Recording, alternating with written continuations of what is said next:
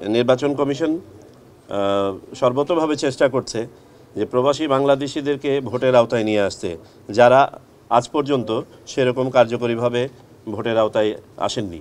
আপনাদের এটাও খেয়াল থাকার কথা যে গত 16 ডিসেম্বর মাননীয় প্রধান উপদেষ্টা জাতির উদ্দেশ্যে দেয়া ভাষণে প্রবাসী বাংলাদেশিদের ভোটের ব্যাপারে সুনির্দিষ্টভাবে কিছু বক্তব্য তুলে ধরেছেন। তার মধ্যে যেমন ছিল, উনি বলেছেন যে এবারে আমরা প্রবাসী বাংলাদেশিদের ভোট নিশ্চিত করতে চাই, এবার আশ্বাস নয় আমরা বাস্তবায়ন করতে চাই, এবং তিনি এটাও বলেছেন যে আমাদেরকে একটি নির্ভরযোগ্য ব্যবস্থা উদ্ভাবন করতে হবে। এই আলোকে কমিশন সংশ্লিষ্ট কমিটিকে দায়িত্ব প্রদান করে যে এটা নিয়ে গবেষণা করে একটা সুনির্দিষ্ট প্রস্তাব কমিশনের সামনে দিতে।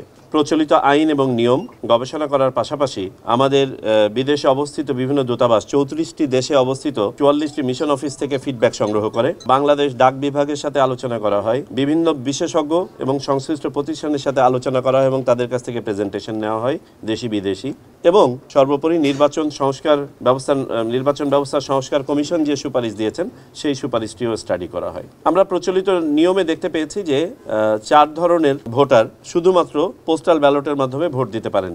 এই 4 ধরনের ভোটারের মধ্যে প্রবাসী ভোটার হচ্ছে একটি। আমরা 34টি দেশের 44টি মিশন অফিস থেকে ফিডব্যাকে মূলত 3টি জিনিস জানতে চেয়েছিলাম। ওই সকল এলাকায় প্রবাসী বাংলাদেশিদের সংখ্যা, ওই সমস্ত দেশে বা এলাকায় অপরাপর দেশ তাদের প্রবাসী নাগরিকদের জন্য কী ধরনের ভোট ব্যবস্থাপনা আয়োজন করে থাকেন, এবং সংশ্লিষ্ট মিশন অফিসের সুপারিশ বাংলাদেশি ভোটারদের ভোট প্রদানের ব্যাপারে। আমরা এখানে বিভিন্ন ধরনের সুপারিশ পেয়েছি। তার মধ্যে কেউ কেউ সশরীরে ভোটের ব্যাপারে মত দিয়েছেন, কেউ কেউ অনলাইন ভোটের ব্যাপারে মত দিয়েছেন, কেউ কেউ হাইব্রিড কোনো একটা সিস্টেমের কথা বলেছেন, পোস্টাল ব্যালটের ব্যাপারে কেউ কেউ বলেছেন, বাবার এটা বলেছেন যে পোস্টাল ব্যালট বর্তমানে কার্যকরী নয়, পোস্টাল ব্যালট করতে হলে এখানে একটা হাইব্রিড ম্যানেজমেন্ট করতে হবে। আমরা বাংলাদেশ ডাক বিভাগের সাথে আলোচনা করে বোঝার চেষ্টা করেছি যে আমাদের পোস্টাল টাইমিংটা কীরকম প্রয়োজন হবে। তো আমাদের ফাইন্ডিং হচ্ছে, এই কমিটির ফাইন্ডিং হচ্ছে, বর্তমান যে পোস্টাল ব্যালট সিস্টেমটা আছে প্রবাসী বাংলাদেশি ভোটারদের জন্য, এটি একটি অচল সিস্টেম, যে কারণে আমরা গত দ্বাদশ জাতীয় সংসদ নির্বাচনেও দেখেছি একটি ভোটও এখানে কাস্ট হয় নাই বিদেশ থেকে। বাংলাদেশের ভিতর থেকে মাত্র 433টা পোস্টাল ব্যালট কাস্ট হয়েছে। আর বাংলাদেশের ভিতরেও আমরা যেটা বলেছি যে 4 ধরনের ভোটার এতে ভোট দিতে পারেন।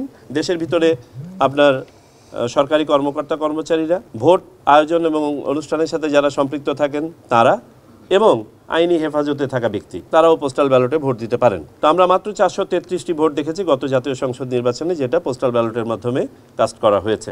আর প্রবাসী বাংলাদেশিরা কেউই ভোট দিতে পারেন নাই। আমরা দেখেছি এটা একটা অচল পদ্ধতি এই জন্য যে সময়ে গিয়ে আপনার প্রতীক বরাদ্দ হওয়ার পরে ব্যালট পেপার ছাপানো হয়, তখন থেকে ভোট গ্রহণের জন্য বাকি থাকে মাত্র 10-12 দিন, বড় জোর 15 দিন। কিন্তু পোস্টাল ব্যালটে যদি বিদেশ থেকে ভোট দিতে হয়, আমরা হিসাব করে দেখেছি সর্বনিম্ন 24 দিন থেকে প্রায় 35 দিন 40 দিন পর্যন্ত লাগে। সো এখানেই বোঝা যাচ্ছে যে এটা কোনো কার্যকরী পদ্ধতি নয়, যে কারণে এটা চলবে না এবং এটার একটা বিকল্প আমাদের খুঁজে বের করতে হবে।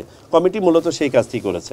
কমিটি 3টি পদ্ধতি সুপারিশ করেছে। একটি হচ্ছে সময়ের মধ্যে সম্পাদনযোগ্য একটি পোস্টাল ব্যালট সিস্টেম, 2 একটি online system. By the way, আমরা বিভিন্ন দেশে খোঁজখবর নিয়ে দেখেছি অনলাইন সিস্টেমটা এখনো পর্যন্ত জনপ্রিয় হয়ে ওঠে নাই বা ব্যাপক আকারে প্রসার লাভ করে নাই। তদুপরি আমরা 4টি দেশে কিছু কিছু অনলাইন সিস্টেম আমরা দেখতে পেয়েছি, যেমন যুক্তরাষ্ট্র, ফিলিপিন্স, এস্তোনিয়া এবং মেক্সিকো। আর পাশাপাশি আমাদের উপমহাদেশে ভারত, পাকিস্তান সহ কয়েকটি দেশ পাইলট পর্যায়ে আছে গত কয়েক বছর ধরে এই অনলাইন সিস্টেম। আমরা ইউএনডিপির সাথে যখন আলোচনা করেছি, তারা আমাদেরকে যেটা বলেছেন যে অনলাইন সিস্টেমটা এখনো পর্যন্ত অনেকেই অ্যাডপ্ট করতে পারছে না। কেউ কেউ এটা ট্রায়াল পর্যায়ের পরে আবার ফেরত গেছে পূর্বের সিস্টেমে। যে কমিটি 3টি পদ্ধতি সাজেস্ট করেছে, 2টো বললাম, যে সময়ের মধ্যে সম্পাদনযোগ্য পোস্টাল ব্যালট, দ্বিতীয় হচ্ছে অনলাইন পদ্ধতি, আর তৃতীয়টি হচ্ছে প্রক্সি ভোট। প্রক্সি ভোট অর্থাৎ একজন প্রবাসী বাংলাদেশির পক্ষে বাংলাদেশে অবস্থানরত একজন ভোটার তার ভোটার এলাকার তার হয়ে ভোটটা দিয়ে দেওয়া।